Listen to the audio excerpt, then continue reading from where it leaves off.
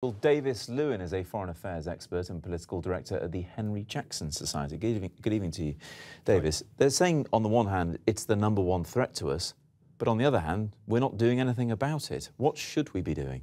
Well, you identify the problem quite correctly. There's a question about the political mood here. There was a question about the political mood over Syria, and I think the ferocious response that Tony Blair's intervention has had shows you just how difficult it is for them. They are in a conundrum. On the one hand, they understand how grave the situation is, and it really cannot be stressed enough just how serious what is happening over there is.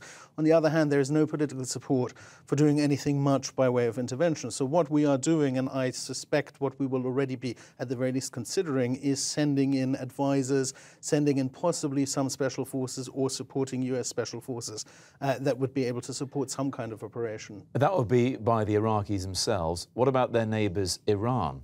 It wouldn't just be by the Iraqis themselves, it would potentially be by the US and quite possibly also by some other allied nations. But not ground troops? Not ground troops, they have all ruled that out. But there is some talk about the possibility of airstrikes and similar drone attacks and so on and so forth.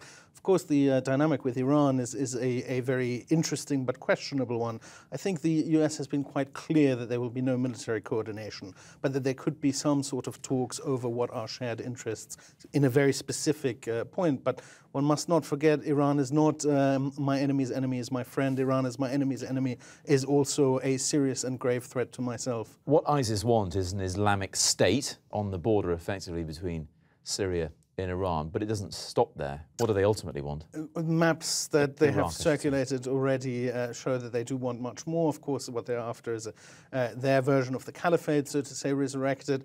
And they are expansionists by the very nature of the kind of ideological organization that they are. So they want as much as they can get. But for now, they have set their goal as a state straddling the border between Syria and Iraq, and they have achieved that, which is gravely alarming given, this is a group that got kicked out of Al-Qaeda for being too violent and crazy.